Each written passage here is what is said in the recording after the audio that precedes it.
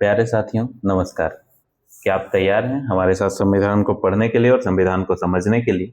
जिस तरीके से हम लोग संविधान की बात कर रहे थे और जो चर्चाएं हमने पिछली कक्षाओं में की है, उसका रिकैप देखते हैं और उसके बाद हम लोग आगे बढ़ते हैं। तो उम्मीद है कि आप लोगों ने होमवर्क किया होगा और जरूर इन सवालों के समाधान के साथ आप वापस आए होंगे।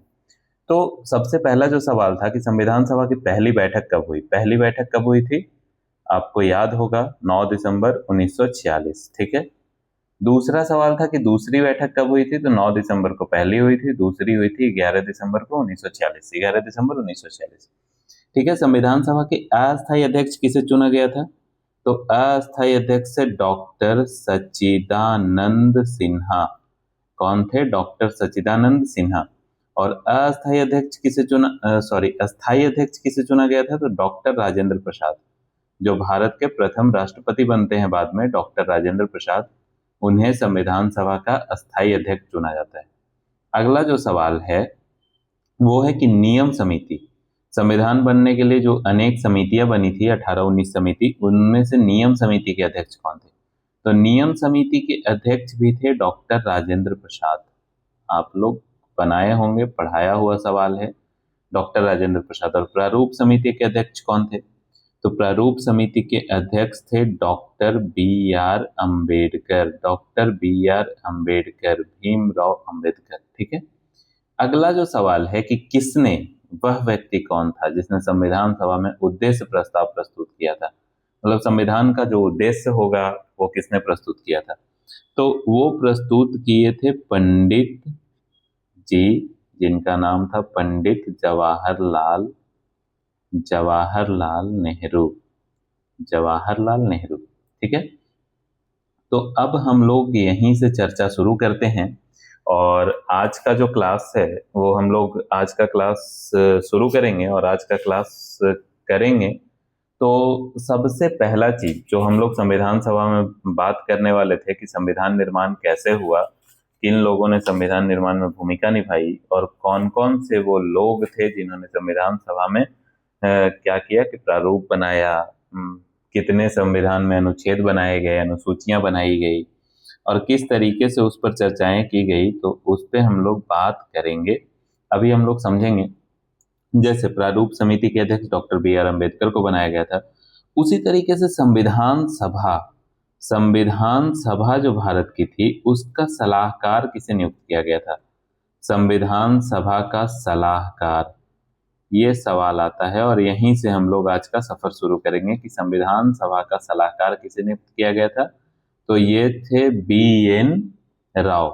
B N Rau. अब एक बड़ा कंफ्यूजन होता है भारतीय संविधान को पढ़ने में, समझने में, या एग्जाम्स के दृष्टिकोण से हम लोग देखें या एग्जाम्स के पॉइंट ऑफ व्यू से देखें, तो ये दोनों सवाल अगर आ जाता है तो बड़ा कंफ्यूजन होता है कि भीमराव अम्बेडकर और बी एन राव ये दोनों कौन थे?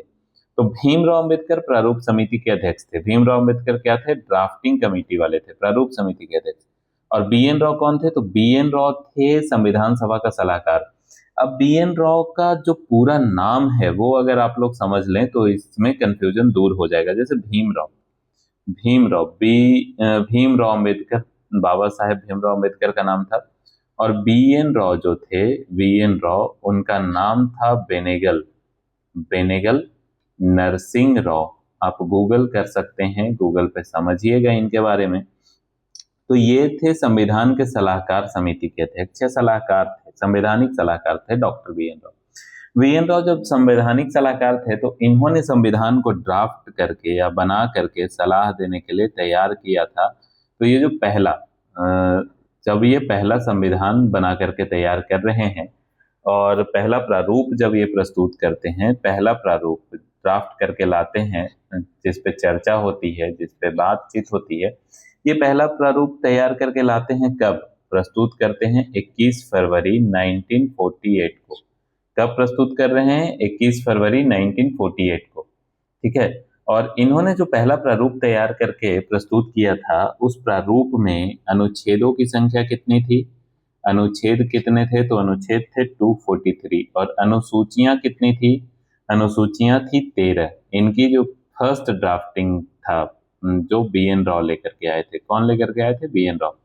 ये बी एन राव कौन थे? संविधान के सलाहकार थे, सलाहकार, एडवाइजर ऑफ कॉन्स्टिट्यूशन। ठीक है, इन्होंने 243 अनुच्छेद और 13 अनुसूचियों वाली एक ड्राफ्ट प्रस्तुत की, जिसमें अनेक डिस्कशन, अनेक संशोधन होते हैं। मतलब ये पहला बार प्रस्तुत किया गया और इसे ही अडॉप्ट नहीं किया गया था, इसमें बहुत सारे डिस्कशंस होते हैं। ठीक है, और डिस्कशंस होने के बाद सारा जब कंप्लीट हो जाता है तो संविधान सभा के अध्यक्ष के समक्ष इसे प्रस्तुत किया जाता है। अध्यक्ष कौन थे संविधान सभा के? संविधान सभा के अध्यक्ष कौन थे? अध्यक्ष थे डॉक्टर राजेंद्र प्रसाद, डॉक्टर राजेंद्र प्रसाद। तो डॉक्टर राजेंद्र प्रसाद के पास किसे प्रस्तुत किया जाता है डिस्कशन के लिए? तो बी एन राव द्वारा लाया गया पहला प्रश्न, जो पहला प्रारूप था, उसको प्रस्तुत किया जाता है। और डिस्कशन कंप्लीट होने के बाद इनको राजेंद्र प्रसाद के पास लाया जाता है, और ये जो अध्यक्ष के पास लाने की तिथि थी, ये था 26 अक्टूबर 1948। ठीक है, मतलब इन्होंने पहला ड्राफ्ट तैयार किया था वो 21 फरवरी को तैयार किया था, 21 फरवरी 1948 को। और इसमें जो भी समस्याएं थी और जिस तरीके का भी दिक्कत था, उन सब पे चर्चा करके कंप्लीट करके प्रस्तुत करते हैं 26 अक्टूबर 1948 को संविधान सभा के अध्यक्ष डॉक्टर राजेंद्र प्रसाद के समक्ष। इसके बाद 26 अक्टूबर 1948 को जब ये डॉक्टर राजेंद्र प्रसाद के पास आ गया, डॉक्टर राजेंद्र प्रसाद जो संविधान सभा के अध्यक्ष थे, उनके पास जब ये संविधान बन करके, मतलब प्रस्तुत करके प्रारूप आ गया, जिसमें फाइनल हो गया था कि अब इस पे ही चर्चा किया जाएगा और इसमें जो भी बात होगा, जिस तरीके से हम लोग मीटिंग और सेशंस रखेंगे, उसमें जो भी कंफर्मेशन आएगा उसको संविधान बनाएंगे। तो इस कंफर्मेशन के लिए 3 वाचन होते हैं, 3 मीटिंग्स होती है, 3 अधिवेशन होते हैं। ठीक है, जिसको बोला जाता है प्रथम वाचन, द्वितीय वाचन, द्वितीय वाचन और तृतीय वाचन या तीसरा वाचन। इनका डेट आपको याद रखना पड़ेगा। प्रथम वाचन, दूसरा वाचन और तीसरा वाचन जो है, उसका डेट आपको याद रखना जरूरी है। तो डेट अगर आप याद रखते हैं तो आपको समझ में आएगा। पहला वाचन जो होता है वो 4 नवंबर 1948 को होता है। ठीक है, पहला वाचन जो होता है वो 4 नवंबर 1948 को होता है। दूसरा वाचन जो होता है वो 15 नवंबर 1948 से 17 अक्टूबर 1949 तक चलता है, 17 अक्टूबर 1949 तक चलता है। और तीसरा जो फाइनल वाचन था, जिसमें हमारा संविधान एक्सेप्ट कर लिया जाएगा बना करके, वो 14 नवंबर को शुरू होता है 1949 को, और ये चलता है 26 नवंबर 1949 तक चलता है ये वाचन। ठीक है, ये आपके लिए इंपॉर्टेंट है। तो 26 नवंबर तक जब चलता है तो इस तरीके से ये वाचन कंप्लीट हो चुका होता है, और इसके कंप्लीशंस के बाद 26 नवंबर 1949 को, 26 नवंबर 1949 को हमारा संविधान क्या होता है कि बन करके तैयार हो जाता है, बन करके तैयार हो जाता है। ये था संविधान बनने का पूरा सफर। ठीक है, तो संविधान इस तरीके से बन करके 26 नवंबर 1949 को तैयार हो जा रहा है, और सभापति इस पर क्या कर रहे हैं? हस्ताक्षर कर रहे हैं, क्योंकि उनके हस्ताक्षर के बाद ही यह संविधान लागू होने के कगार पे रेडी हो जाएगा। तो सभापति का हस्ताक्षर हो जाता है कब? 26 नवंबर 1949 को। और इस समय जितने सदस्यों ने हस्ताक्षर किया था, उसके बाद संविधान जब लागू हो गया हमारा, तो संविधान लागू करने के बाद अब पारित करने की बारी आती है। तो संविधान हम लोग पारित करते हैं, लेकिन यहाँ पे एक ट्विस्ट है। क्या है ट्विस्ट? क्या भारतीय संविधान पूर्णतः 26 नवंबर 1949 को लागू हो गया था? तो कल के वीडियो में भी मैंने आपको समझाया था, कल के वीडियो में भी मैंने आपको बताया था कि भारतीय संविधान पूर्णतः 26 नवंबर 1949 को लागू नहीं हुआ था। क्या भारतीय संविधान 26 जनवरी 1950 तक पूर्णतः बन करके तैयार रहा, लागू नहीं रहा? तो यही एक ट्विस्ट है। इस ट्विस्ट को समझिए कि 26 नवंबर को बन तो जाता है, लेकिन लागू हम लोग करते हैं 26 जनवरी 1950 को। तो क्या 26 नवंबर 1949 को बना करके हम रख दिए थे, या संविधान का हम यूज करना छोड़ दिए थे, या संविधान मतलब ऐसे ही रखा हुआ था? तो जी नहीं, बिल्कुल नहीं। कुछ आंशिक तौर पे इसको हम लागू करते हैं। भारतीय संविधान कुछ आंशिक तौर पे लागू किया जाता है, और आंशिक तौर पे इसे जब हम लोग लागू करते हैं तो उसमें कुछ कुछ चीजें लागू कर दी जाती है। जैसे 15 अनुच्छेद उस दिन क्या हो गया था, लागू हो गया था। 15 अनुच्छेद में कुछ कुछ चीजें जैसे नागरिकता नागरिकता को लागू कर दिया गया था। सॉरी, नागरिकता को लागू कर दिया गया था। अंतरिम संसद, जो अंतरिम सरकार चल रही थी, उसको भी क्या कर दिया गया था, वैधानिकता दे दी गई थी, लागू कर दिया गया था। निर्वाचन को लागू कर दिया गया था, और अस्थायी एवं संक्रमणकारी उपबंध लागू कर दिया गया था। इसको आप लिख लीजिएगा क्योंकि इससे सवाल आ सकता है। संक्रमणकारी उपबंध लागू कर दिया गया था। इससे सवाल आता है कि 26 नवंबर 1949 को जब संविधान बन करके तैयार हुआ था तो कौन से निम्न में से कौन कौन लागू हो गए थे।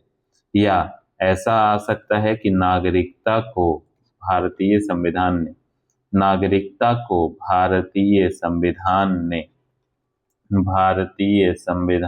ने किस तिथि पर लागू किया, किस तिथि पर लागू किया, मतलब नागरिकता, अरे यार, नागरिकता को भारतीय संविधान ने किस तिथि पर लागू किया। तो ऐसा तो नहीं है ना कि नागरिकता को भारतीय संविधान ने 26 जनवरी 1950 को ही लागू किया, नहीं, 26 नवंबर 1949 को ही लागू कर दिया था। तो ये सवाल आ सकता है। अब आइए कि 26 जनवरी 1950 तक जब हम लोग वेट कर रहे हैं, 26 नवंबर 1949 को ये लागू हो चुका था, तो 26 जनवरी 1950 तक जब हम लोग वेट कर रहे हैं, जो हमारा गणतंत्रता दिवस का तिथि है 26 जनवरी 1950, तो इस दिन को कौन सा, मतलब कितने भाग, भारतीय संविधान जब बन करके तैयार हुआ तो सवाल आता है कितने भाग, कितना अनुच्छेद और कितनी अनुसूचियां लागू की गई जब बन करके तैयार हुआ था। तो इस सवाल का जवाब आप लोग देखेंगे कि टोटल संविधान जब बन करके तैयार हुआ तो 22 भाग था, ठीक है। अनुच्छेदों की संख्या थी 395 अनुच्छेद था। कितना अनुच्छेद था, 395 अनुच्छेद था, और 8 अनुसूचियां थी। कितनी अनुसूचियां थी, 8 अनुसूचियां थी। तो ये पूरी तरीके से संविधान बन करके तैयार हो गया है, संविधान लागू हो चुका है, और अब संविधान में इतना भाग, इतना अनुच्छेद और इतनी अनुसूचियां लागू हो चुकी हैं। अब हम लोग देख सकते हैं कि संविधान सभा, जब संविधान बन करके तैयार हो गया और इतने तरीके से लागू हो गया, तो संविधान सभा की अंतिम बैठक बुलाई जाएगी, ठीक है। क्योंकि संविधान लागू हम लोग करने वाले हैं, संविधान बन करके तैयार कब हो रहा है, 26 नवंबर 1949, डेट एकदम रटा जाएगा, और 26 जनवरी 1950 को लागू हो रहा है। तो इसके पहले इसका एक बार अंतिम बैठक होगा, और वो अंतिम बैठक होता है 24 जनवरी 1950 को।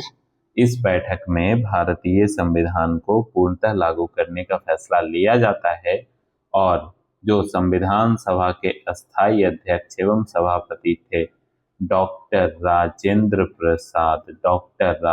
प्रसाद, इन्हें भारत का प्रेसिडेंट ऑफ इंडिया, भारत का राष्ट्रपति नियुक्त कर दिया जाता है। कब, 24 जनवरी 1950 को। और इनके हस्ताक्षर से और इनके ही सानिध्य से भारतीय संविधान 26 जनवरी 1950 को लागू हो जाएगा, और यह तिथि गणतंत्र दिवस के रूप में घोषित कर दी जाएगी, और गणतंत्र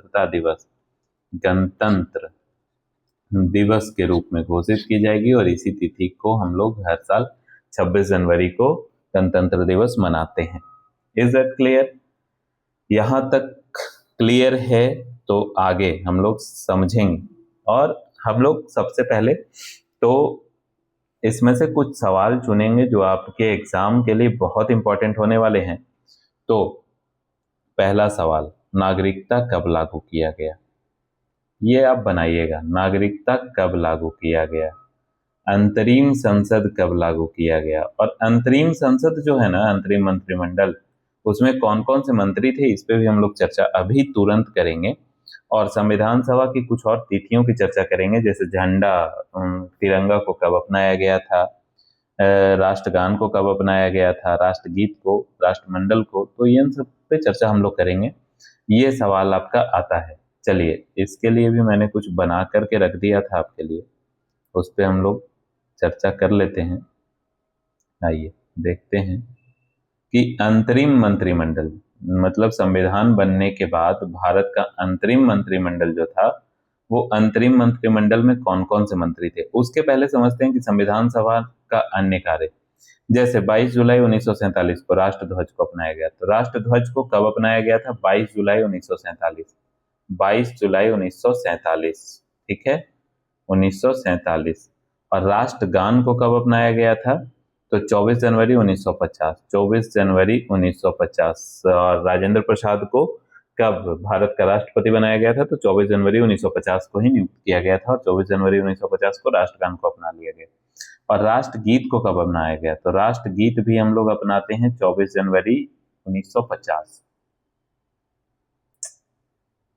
सॉरी 24 जनवरी 1950 को हम लोग राष्ट्रगीत भी अपनाते हैं, ठीक है। और 1949 में राष्ट्रमंडल में भारत की सदस्यता तय कर दी जाती है। तो इन सब सवालों के साथ अब आइए अंतरिम मंत्रिमंडल। अंतरिम मंत्रिमंडल समझते हैं हम लोग कि अंतरिम मंत्रिमंडल में जो मंत्री थे वो कौन कौन थे। तो जवाहरलाल नेहरू थे, वो मंत्रिमंडल के प्रमुख थे, विदेश मंत्री थे, राष्ट्रमंडल और के संबंध में सारा काम वही करते थे। जवाहरलाल नेहरू एक चीज अपनाते हैं, जब भारत तो मतलब पूरा विश्व पश्चिमी और पूर्वी विचारधाराओं में बटा हुआ था, गुटों में बटा हुआ था, तो वैसे में जवाहरलाल नेहरू गुट निरपेक्ष आंदोलन चलाते हैं। मतलब हम दोनों में से किसी गुटों में नहीं रहेंगे। इस पे हम लोग चर्चा हिस्ट्री में करेंगे, या पॉलिटी में भी बोलिएगा या अलग से बोलिएगा, तो इसको पढ़ाएंगे, बहुत ही डीपली, बहुत इंटरेस्टिंग है। वल्लभ भाई पटेल गृह एवं सूचना प्रसारण के मंत्री रहे हैं। बलदेव सिंह रक्षा मंत्री रहे हैं। जॉन मथाई उद्योग मंत्री रहे हैं। सी राजगोपालाचारी शिक्षा मंत्री रहे हैं। सी एच भाभा खान एवं बंदरगाह के मंत्री रहे हैं। राजेंद्र प्रसाद खाद्य एवं कृषि मंत्री थे। आसफ अली रेलवे मंत्री थे। जगजीवन राम श्रम मंत्री थे। जगजीवन राम से सवाल हमेशा आता है, क्योंकि जगजीवन राम श्रम मंत्री थे और दलित वर्ग के मंत्री थे ये, इसलिए शायद इनसे सवाल ज्यादा आता है। जगजीवन राम श्रम मंत्री थे। लियाकत अली वित्त मंत्री थे। अब्दुल रब निस्तार संचार मंत्री थे। जोगेंद्र नाथ मंडल विधि मंत्री थे। और अली खां स्वास्थ्य मंत्री थे। और चुंदीगर वाणिज्य मंत्री थे। तो इस तरीके से अंतरिम सरकार का मंत्रिमंडल जो है वो आपके लिए बहुत इंपॉर्टेंट हो जाता है, और इसको एक दो बार रिवाइज जरूर कर लीजिएगा, क्योंकि सवाल इससे आता है। सवाल इससे इसलिए भी आ जाता है कभी कभी, क्योंकि क्या होता है आप समझिएगा कि ये वो चीजें हैं जो रटने वाली है, रटने रटाने वाली है, और लोग याद करना नहीं चाहते हैं, रटना नहीं चाहते हैं, समझना नहीं चाहते हैं। तो ऐसे विशेष परिस्थितियों में भी सवाल इससे उठा दिया जाता है, और इस सवाल का उठना लाजमी हो जाता है, ठीक है। तो हम लोग समझेंगे इसको। अब कुछ सवाल आपके लिए दिया जा रहा है, और होमवर्क आपका रहेगा कि अंतरिम मंत्रिमंडल में जवाहरलाल नेहरू के पास कौन कौन सा मंत्रिमंडल था, कौन कौन सा विभाग था, ठीक है। विभाग आप लिखेंगे इसको। और राजेंद्र प्रसाद के पास कौन सा विभाग था? राजेंद्र प्रसाद के पास कौन सा विभाग था, ठीक है, ये आप लिखेंगे। इसके बाद अब हम लोग आगे बढ़ेंगे। तो आगे हम लोग चर्चा करेंगे कि भारतीय संविधान के स्रोत, जो अगले वीडियो में हमारा रहेगा, वो आपको पहले ही बता दे रहे हैं। सोर्स ऑफ इंडियन कॉन्स्टिट्यूशन, भारतीय संविधान के स्रोत, मतलब कहाँ से क्या लिया गया। जैसे मूल कर्तव्य हम लोग कहाँ से लिए हैं? तो रूस से लिए हैं, ठीक है। इसी तरीके से सर्वोच्च न्यायालय हम लोग कहाँ से लिए हैं? सर्वोच्च न्यायालय कहाँ से लिए हैं? सर्वोच्च न्यायालय लिए हैं अमेरिका से, ठीक है। एकल नागरिकता, मतलब सिर्फ एक ही जगह का नागरिक, देश का और राज्य का अलग अलग नागरिकता नहीं होगा। तो एकल नागरिकता हम लोग कहाँ से लिए हैं? एकल नागरिकता हम लोग उसी से लिए हैं जो हम पे शासन करके गया था उस समय, ब्रिटेन से, ठीक है। तो इस तरीके से इस पे चर्चा करेंगे और इसको समझेंगे, क्योंकि ये भी सवाल बहुत आता है। तो बने रहे हमारे साथ। नेक्स्ट वीडियो में मिलते हैं हम लोग बहुत ही जल्द। बहुत बहुत